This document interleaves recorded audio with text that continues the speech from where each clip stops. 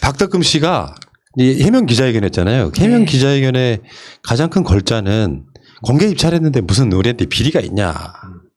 근데 이게 기자회견 나가자마자 소위 말하면 그쪽 업자분들이 다 웃어버렸어. 일단 공개 입찰 자체가 대한민국에서 공개 입찰이 이제 입찰 담합 또는 입찰 방해 이런 행위 등을 통해 가지고 대표적인 게 건수 있잖아요. 이명박 때 낙동강 구간마다 다 자기들이 나눠서 입찰 담합했던 거잖아요. 박덕흠 씨가 지금 그 모든 것들이 다 걸려 있어요. 그러니까 우선 100% 공개 입찰이다 이렇게 얘기를 했어요. 그런데 금방 그게 거짓임이 탄로가 났습니다. 그래서 그 서울시에서 한 450억 정도를 수주 받았는데 그 중에 거의 60% 이상이 제한경제 입찰 내지는 수의계약이었다. 그러니까 공개 입찰은 한 40% 정도밖에 안 된다. 실제로 제한 경쟁 입찰이 거의 한 90%예요. 네. 웬만한 공개 입찰이라고 하는 것들이 자격 안 되면 안 되는데 뭐 너희도 자격증 있어? 탈락. 너 서울 업체야? 아니면 탈락. 이런 식으로 해가지고 추리다 보면은 자기들끼리. 그리고 또 그런 이야기도 있잖아요. 이 사람들이 갖고 있는 건설 업체가 5개쯤 돼. 그러면 다 거기 입찰을 해서 누군가는 따내는 방식도 있고요. 그러니까 담합. 이미 담합에 대해서는 2011년에 공정거래위원회가 그 담합 사실을 그 가족건설사가 담합한 거를 밝혀내기도 했죠. 보도자료를 뿌렸으니까요. 근데 어떻게 제가 궁금한 건 이런 거예요. 사실은 여기 있는데 사실 아닌 것을 기자회견을 통해서 얘기하는 그 멘탈은 뭐냐고요. 그 본인한테는 뭐 소위 말하면 똥줄 탔겠죠. 왜냐하면 이게 이제 민주당에서는 김홍걸 의원 지금 제명시키고 국민의 짐은 뭐하냐 뭐 이런 소리 들으면서 타겟이 됐기 때문에 어떻게든 살아나야 겠다 생각하는데 사실 이런 종류의 기자회견이라는 게 여론을 더 악화시키죠. 근데 이게 정치적으로는 재밌는 게요. 예를 들어 무조건 잘못했다고 하면 사퇴 요구가 더 커져요. 잘못했으니까 사퇴해. 그러니까 나는 잘못한 게 없다라고 서로 배짱을 튕기면 그것이 또 거짓으로 드러나면 또 더 욕을 먹는 그런 거죠. 그러면서 버틴다는 거죠. 네. 계속 방어막을. 근데 지금 국민의 짐에서는 이제 뭐 진상조사한다고 무슨 특위 뭐 이런 걸 만들었는데 이게 제대로 굴러가겠어요? 저는 제대로 안 갈 거라고 봐요. 왜냐하면 그런 비슷한 사람들이 많잖아요. 뿐만 아니라 언론이 너무 예를 들면 추미애 장관 관련하여 하다못해 중학교 3학년 때 아들이 해외에 봉사 간 것까지도 문제 삼고 뭐 딸이 그 식당을 접었는데 그게 보증금 압박이다 이렇게 추 장관이 얘기하니까 거기에 대고 보증금이 오른 건 15만 원인데 15만 원 올렸다고 임대료 압박을 받냐 이런 기사까지 나오거든요. 탈탈탈 털고 있는 거고 심지어 이제 게임 얘기가 드디어 나왔어요. PC방에서 게임했다 이렇게 하는데 이 박덕흠 의원 건은 언론이 그런 식으로 파고들면 어마어마한 기사량이 쏟아져야 하지 않겠습니까? 예. 언론사가 왜 박덕흠을 보도 안 하느냐는 것은 단편적으로 이걸 볼 수 있거든요. 언론사가 지분을 소유하는 건설사. SBS 대형건설, 광주방송 호방건설, TV조선 부영주택, 강원민방 SG건설, 경기방송 호주건설, 울산방송 삼나건설, 헤럴드경제 중흥건설, 서울신문 호방건설, 브릿지경제 부원건설, 영남일보 동양종합건설, 인천일보 부영주택, 광주메일 남양건설 이런 식입니다.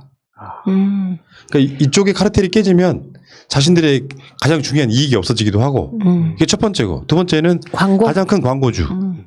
그러니까 지금 여기에 박덕흠이 지금 보도량 차이가 만약 이게 이 표현이 그렇지 않습니까? 단군 이래 가장 최대의 어떤 그 사건이라고 하지 않습니까? 이게 국회에서 이런 건 이해충돌. 처음 본 것 같아요. 이해충돌뿐만 아니라 이거 어떻게 로비스트 같은 느낌이잖아요. 근데 이것을 보도한 한겨레 신문의 오승훈 기자를 좀 칭찬하고 넘어가야 돼요. 이 오승훈 기자가 대학교 때 안티조선 운동을 하려고 민원연을 차지해왔던 그 오승훈이더군요. 이렇게 얼굴을 저는 오승훈 많이 듣던 이름인데 보니까 얼굴이 그 기자더라고요. 근데 그때 약간 나이가 좀 있어 보였는데 지금도 똑같아요. 그 얼굴 그대로. 그래서 그런 의식 있는 기자가 한겨레 신문에서 이 보도를 지금 계속 추적해서 하고 있더라고요. 칭찬합니다. 오승은 기자님. 예. 근데 이게 보니까 이런 게 있더라고요. 박덕흠 씨가 입찰비리 삼진아웃제 법안을 무력화를 하는데 주도했던 사람인 거예요. 이게 진짜 이해충돌의 대표적인 모습이거든요. 그러니까 내용은 어떤 거냐면 입찰비리가 3번 걸리면 아예 이제 면허를 없앤다 뭐 이런 거였거든요. 근데 요거를 이제 기한 없이 수십 년 동안 3번 걸리면인데 요거를 바꾸는 과정에 계속 박덕흠이 개입을 합니다. 그래가지고 결론은 9년. 그러니까 9년이 또 지나고 나면 하나씩 그게 빠지기 시작하면서 살아날 기회가 생기는 거거든요.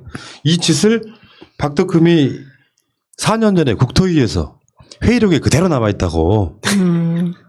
이게 이해충돌이 아니면 뭐예요. 자기 회사가 또 그 상황이 또 입찰 담합이 적발돼가지고 공정위 과징까지 받았어. 그러니까 입찰 담합이 적발돼서 이미 전적이 있기 때문에 입찰비리 삼진아웃 법안을 무력화하는데 엄청나게 노력을 공을 들였던 거죠. 이 정도 되면은 지금에 드러난 것과 그러니까 연동시켜가지고 정말 사퇴시켜야 되는 사람 중에 대표적인 사람인 거죠. 근데 이분 혼자 막아도 그 법이 통과가 안 된다는 게 문제죠. 국회 구조가. 네. 네, 그러니까 한 명이 목을 메고 반대하면 법을 통과시키질 못해요. 그러니까 그런 관행도 깨져야 되는 거죠. 그 재작년에 그렇지 않아도 박덕흠이 한번 우리 회자된 적이 있었는데 이 산업안전법 의결 막 하려고 하니까 그 당시에 그 자유한국당 국회의원 하나가 막 달려와가지고 이걸 막 자기 상임위도 아닌데 방해했던 게 바로 박덕흠이에요. 맞아요. 네. 환노위가 그때 국토위였는데 환노위로 와서 막았죠. 그 법안 심사할 때 못하도록. 근데 이렇게 반복되는데 이분이 살아남은 거는 이게 취재거리예요. 네.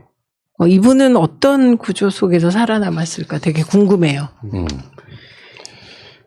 저도 이게 좀 젊은 친구들이 자주 가는 사이트들의 지금 현실을 좀 이렇게 전하고 싶은 게 이 박덕흠 씨 이 내용이 얼마나 이렇게 올라오고 있는지 보니까 한 40건도 안 됩니다. 그러니까 조국 전 장관하고 추미애 장관 한 100배, 200배 차이가 나요. 그러니까 심지어 그 중에서도 이런 얘기를 하면 너 좌파냐, 사실관계 확실히 한 내용을 퍼날라라 이런 식으로 하는데 이 얘기를 하면 조국 전 장관하고 추미애 장관 지금 그러면서 동시에 추미애 장관 계속 욕하고 있고 조국 전 장관 여전히 범죄자로 인식하고 있고 그러니까 이거 보면서 야 이런 근데 커뮤니티 리터러시 정말 시급하다는 생각이 들었습니다. 왜냐하면 어쨌든 대부분은 요즘 뉴스보다도 커뮤니티 대략적으로 베스트에 올라오는 것들 보면서 아, 이게 좀 어느 정도 많은 사람들이 공감을 하는구나 이 얘기가 맞구나라고 생각하다 보니까 유튜브 온라인 커뮤니티 이런 걸 개선 안 하면 지금 미래의 청소년들 전 되게 시급한 문제라 생각합니다. 대놓고 이렇게 편파적으로.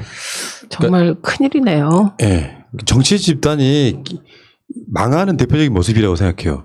이슈가 전환되는 시기예요. 추미애 장관에서 박덕흠 등으로 바뀌고 있는 시기란 말이에요. 이 이슈가 생명을 다한 거야. 유효기간이 지나버린 거예요. 추미애 장관 건수가. 그런데 이슈 파이팅만 놓고 보면 저런 모습이 나오는 거예요. 예를 들면 추미애 대전 전쟁에서의 패잔병들이 이상한 가짜뉴스 비슷한 걸 막 기성 언론사들이 내요. 이슈 전환이 끝났다는 걸 모르고 저러는 건데 이 상황에서 박덕흠 건 같은 경우는 지금의 언론사들이 추미애나 조국 다뤘던 만큼 이슈 파이팅을 해줘야 기획이라는 소리 안 듣는 거거든요. 근데 자기가 참전했던 싸움이기 때문에 그래요. 이걸 보도하는 게 아니라 참전했던 싸움이기 때문에 이슈 전환되면 자기들이 불리해지기 시작하거든. 네. 그러니까 이 이슈는 아까 말한 건설사들 뭐 언론사 지분 갖고 있는 거 광고 포함해가지고 이슈 전환 쉽게 안 되는 겁니다. 그러니까 맞아요. 맞고 자기 편으로 인식하는 거죠.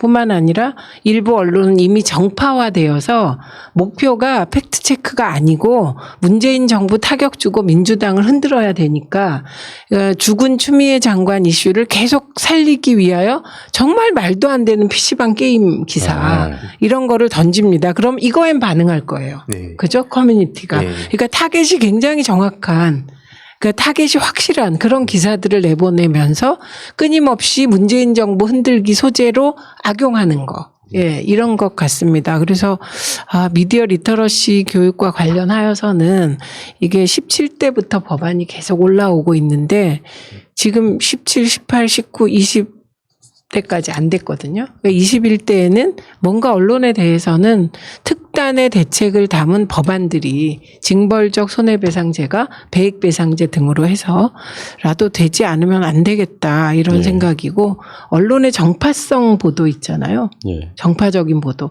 사실은 저는 PC방 보도가 정파적인 보도 같지 않지만 가장 정파적인 의도로 쓴 보도라고 보거든요. 그런 보도에 대해서는 특별한 대책이 또 필요하겠다. 그래서 오늘부터 머리를 짜야 될 것 같습니다. 예. 자, 이 사건의 결론. 공개 입찰 방식이었기 때문에 난 문제가 없어요. 뭐 박원순 시장이 시장으로 있었는데 내가 특혜를 받았겠냐. 이건 말도 안 되는 개소리고요. 박원순 시장이 그 입찰에 어떤 여지로 개입할 수 있었겠어요. 이건 불가능하다고 보고 문제는 이미 공정위로부터 이제 과징금 부과받았던 것이 입찰 방해 행위. 그러니까 불법 담합 이런 것들이 다 공개 입찰이라고 해도 사실 공개 입찰이 아닌 경우가 꽤 많이 포함되는 이런 사건이거든요. 그래서 받은 과징금이 9억 5천만 원, 2억 5,200만 원입니다. 근데 나는 공개 입찰을 했기 때문에 괜찮다고 말하는 것은 그쪽에 조금만 어떤 식견 있는 사람이면 좀 미친 소리 하는구나. 근데 껌값이겠다. 네, 그 그렇죠, 돈. 그렇죠. 그래서 얻은 이득은 뭐 수백억일 테니까요. 자, 박덕흠 어떻게 되는지 한번 보겠습니다.